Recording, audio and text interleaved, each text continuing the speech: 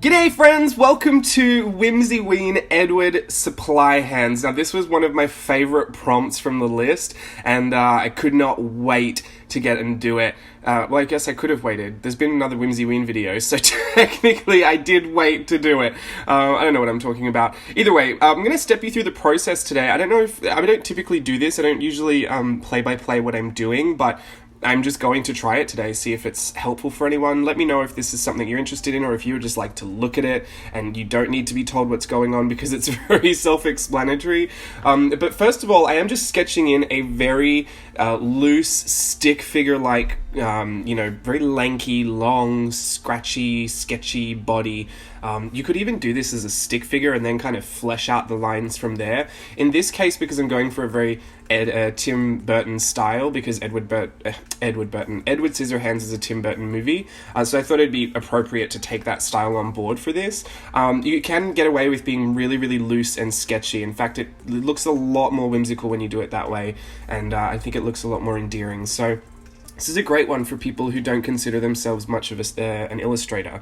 I would just go stick figure crazy and, and just enjoy that. Now, I'm cheating, as per. I have my collage catalog there. I have to just apologize. These are not available in the store right now. I don't have any immediate restock coming, but hopefully soon, fingers crossed. I have no date set. I have not even put the reorder in, so I'm just going to have to apologize for that. But you could always draw your little supplies, and I'm pretty sure if you just Googled art supply clip art, as long as you're not selling it, I'm sure it's fine to just print it out and, glue it into your journal. I don't know. Don't tell anyone I told you to do that, but I'm pretty sure it's okay. Look for the license-free ones, or like free clip art or something. I don't know.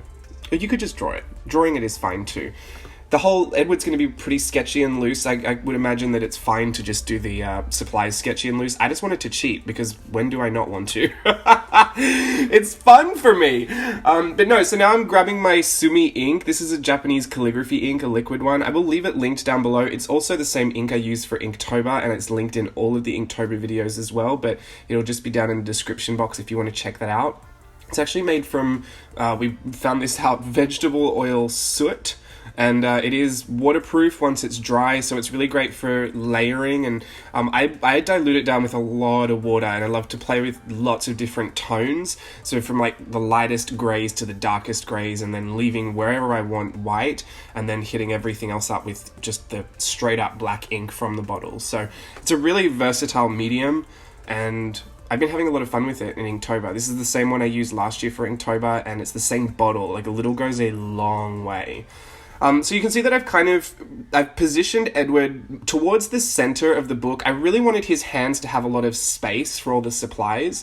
And so I think positioning him there, I could have one hand, really taking focus on that page, and the other one at least had some more space on the right-hand side of the spread. You can see over there. I didn't want him to be on one page, because then I thought his hands would just kind of be, they wouldn't have enough space to be really noticeable. Like, I wanted them to be a real feature of it, since it is all about his supply hands.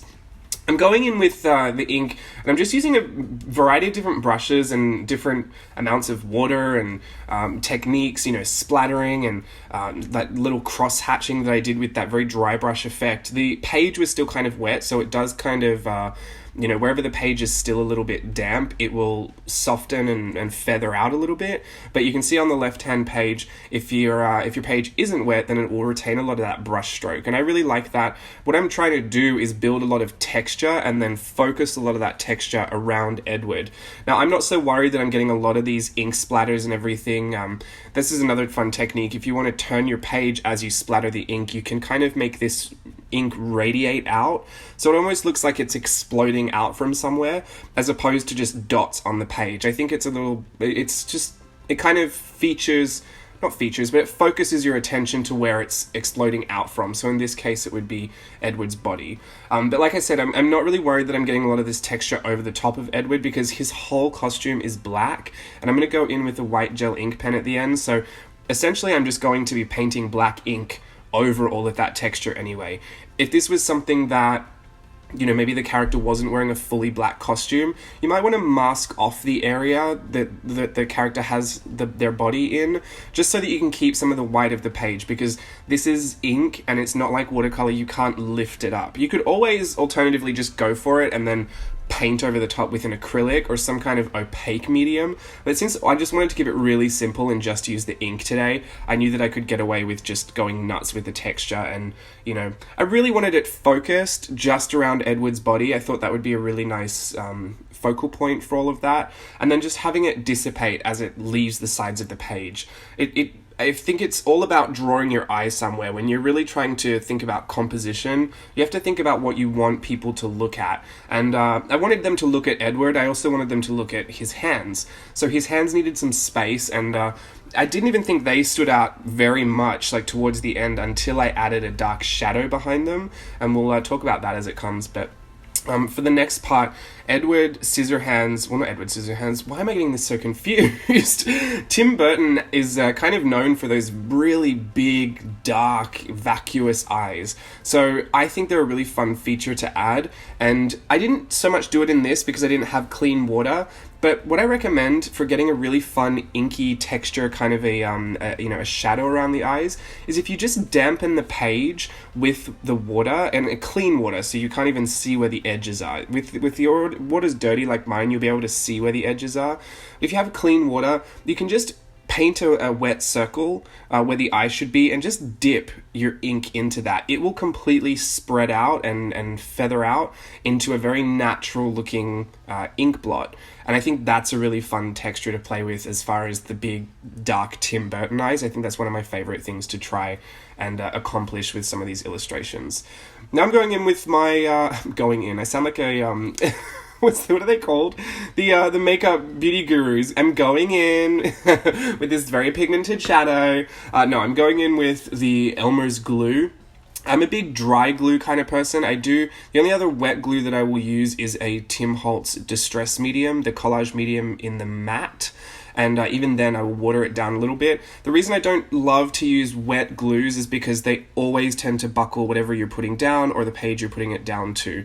The Distress Collage medium is actually an amazing adhesive for 3D objects. Like if you're doing assemblage projects, and obviously because that's what Tim does a lot of, that it's a really, really strong adhesive, and I've used it for actual projects before. But in my journal, I don't know if I much need a stronger glue than just a regular glue stick. And having a dry one like this, it doesn't buckle anything. So I've always just kind of used a glue stick. I know it's not everyone's favorite thing, and it can be quite messy, so I typically have an extra scrap piece of paper, like an old print or an old piece of junk paper, and I will glue the entire back of whatever I'm trying to stick down.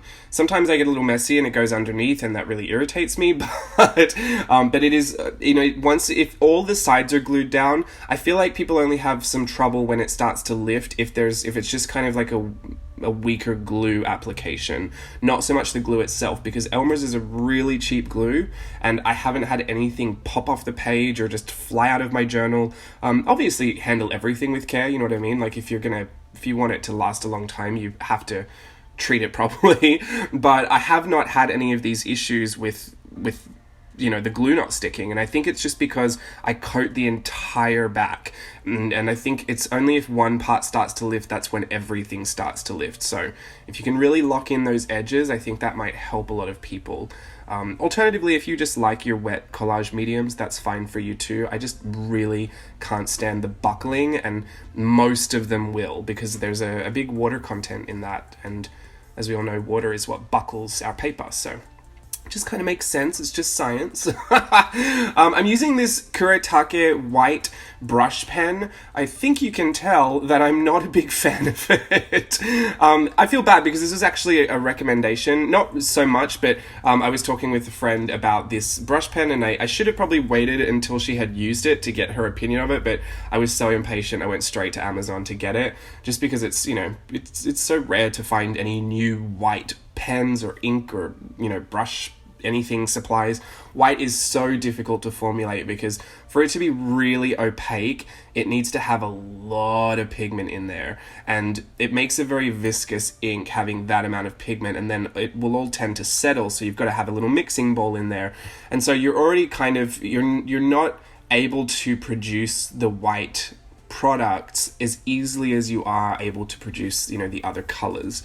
So it's always a bit of a difficult thing to achieve, and I don't believe Kuretake achieved it with this brush pen. I've tried a whole bunch of stuff. I think the one last thing I'll try is actually opening up the brush pen, seeing if I can paint with the ink inside of it. I would still consider that a bit of a fail, just because I'm not buying a brush pen to just use the ink.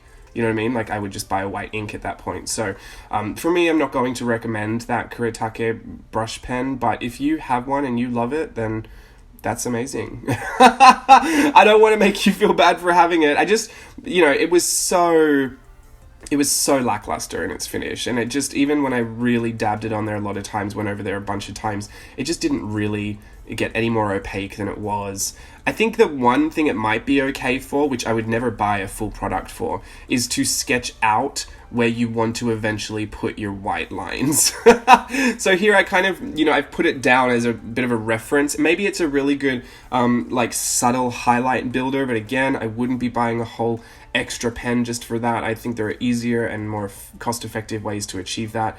But yeah, I will continue to use it, and it'll probably take me 75 years to run out because I don't see much of a need for it, but you live and learn, right? If that's the worst part of my job, then, it's not. Tax time is the worst part of my job. I'm getting lost. I should be explaining what I'm doing. Okay, so I glued everything down. I very messily tried to attach the supplies to Edward's hands by just connecting the black lines to it. You can see I wasn't worried about outlining the whole thing. I kind of let the lines taper off so that, I didn't want any heavy black lines at the end of the supplies, especially because the line work on those was so fine.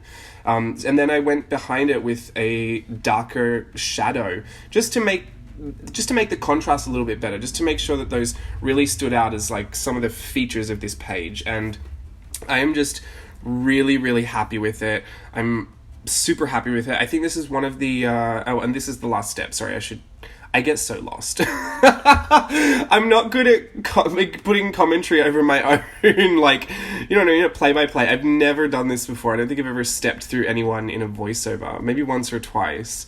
If I was going to do a tutorial, usually I would just speak it as I go, but I wasn't planning on this being a tutorial. I just didn't know that I would like it as much as I did, and I do want you to know the elements that made it up, just in case you wanted to try it, because I'm super fine with you trying it. I, of course, encourage you to do it if you just want to learn, if you just want to play. This is a free-for-all. Just please have fun. Go gold. Go gold, go nuts, go for gold is what I wanted to say. So the white gel pen highlights is really what makes that pop. This Sumi ink is just fantastic for the white gel highlights because it is a rather matte finish, and I've never had a problem with the white gel on that, and I think it looks so effective, especially because I love a good black page with white drawings on it, but I just think it becomes a lot of just like a negative drawing. But if you've got a large black space to fill on a page, that's when I think it looks more effective to go with that white gel pen over the black. So having his body there and be a big kind of space that I could fill with lots of pattern and detail, I think that was more effective than if this whole thing was a black page and I just drew Edward in white pen. Do you know what I mean? I'm going to leave that. One of my favorite parts is the Dilutions paint belt buckle. Don't know why, I just think it's super funny to me.